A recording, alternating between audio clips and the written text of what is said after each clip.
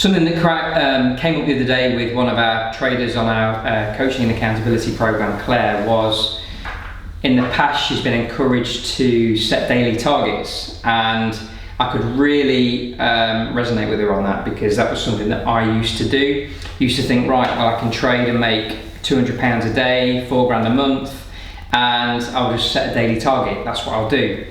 And it's so not the right way to do it that I wanted to talk through my experience of it with her and how it actually has a negative effect, not a positive. And I thought I'd share that now. So picture the scene, you've got a daily target of £200 a day. You get to 1 in the afternoon and you've made 160, let's say, if you're 200. But most human beings, and most don't when they're on a daily target, think, I've done 160 of my 200 now for the day. I'm going to shut down and turn off and go and enjoy my day. That very rarely happens. What you actually do is think, right, I only need 40 quid and I've done the day, and that's all good. So if there's no valid setups at the time, or even if there is, you might enter something against your plan. You see a trade that may not be there because you've got 40 quid to make. So you enter a low probability trade, trying to get over the line with that 200. So in effect, you're over trading. You then end up going from 160, losing 60 quid, let's say, back down to 100 quid. So instead of moving forward, you've taken a step back. Now you're probably pissed off, angry, frustrated, and you think, shit, I need to get back that 60 quid that I've lost. So right, let's find another trade that may or may not be there. And guess what happens then?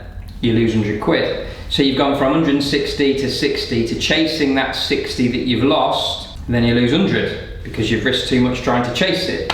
So you've got two things that are happening. You're over trading instead of being patient, waiting for the right setup, because your daily target is adding pressure on you to get to that number.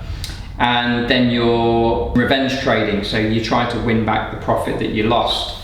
And then the outcome is you were 160 up, you lost 60 back to 100, then you're at 0, and then you think, right, I'm throwing the kitchen sink at this, I need to get back to my 200, then you end up being 200 quid down, for example. But that's the sort of cycle of that decision-making process that having a daily target encourages. It adds pressure, makes you overtrade, makes you revenge trade. Some people then can't stop, because if you then end up going to 200 quid down, at what point do you stop chasing? At what point do you walk away from the day and come back the next day? Most just continue until then they run out of money. So what should you do instead? Well, you should focus on the process instead. So don't celebrate you've made 200 quid each day. Celebrate the fact that you've traded to your plan, followed your process, executed the strategy flawlessly.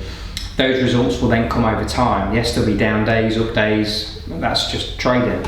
But aiming for a specific daily target will only end one way, really, and that's not a profitable one.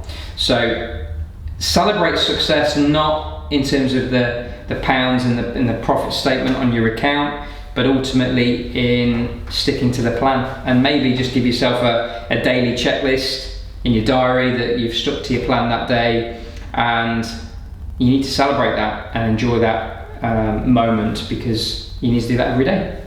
So daily targets do not work. Don't do daily targets.